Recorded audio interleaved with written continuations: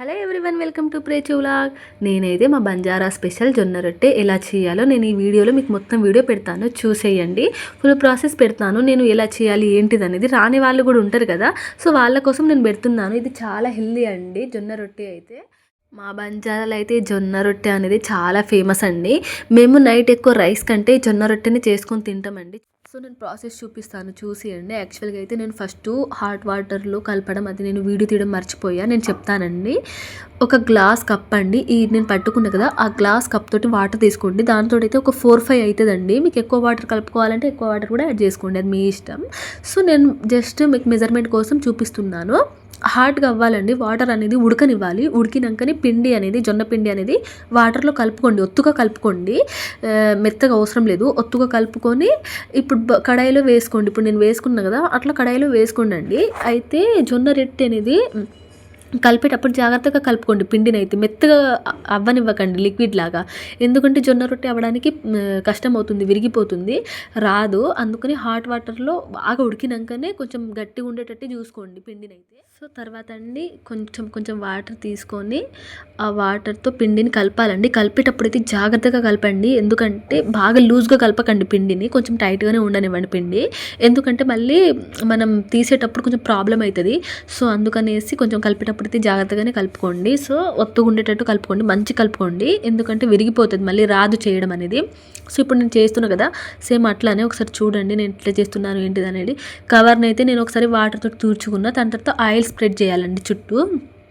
So ఎందుకంటే oil spread చేస్తేనే వస్తుంది, వాటర్ తోటి చేయకండి, ఆయిలే స్ప్రెడ్ చేయండి. మనకు తీసేటప్పుడు కూడా తొందరగా వచ్చేస్తుంది. సో ఎంత జాగ్రత్తగా తీసినా అప్పుడప్పుడు విరిగిపోతుందండి. నాకు మా అమ్మ నేర్పించిందండి, నాకు కూడా అంత పర్ఫెక్ట్గా రాదు, నాకు వచ్చిన దాంట్లోనే నేను మీకు చూపిస్తున్నాను. సో నాకైతే చేతితో చేయడం రాదండి, నేను ఈ డబ్బాతోటి చేస్తున్నాను. చూడండి ఎంత బాగా చేసినా ఒక్కొక్కసారి విరిగిపోవడమో ఏదో ఒకటి జరుగుతుందండి, నాకు అంత పర్ఫెక్ట్గా రాదు. సో చూసేయండి ఈ వీడియోలో అయితే నేను ఎట్లా చేస్తున్నాను అనేది.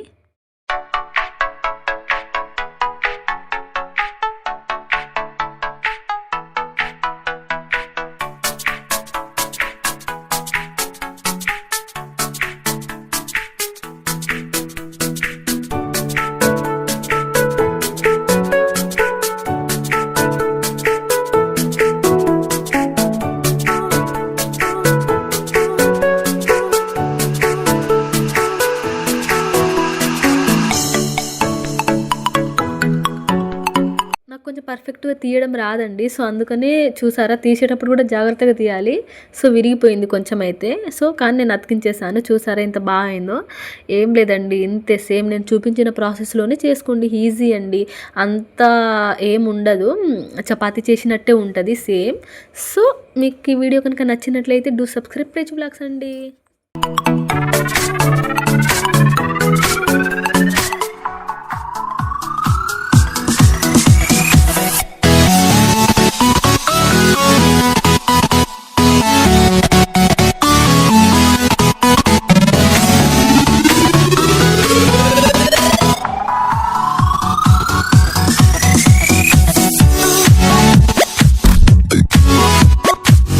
అయితే ఈరోజు చికెన్ అండ్ మటన్ చేసుకున్నామండి జొన్న రొట్టె మీద.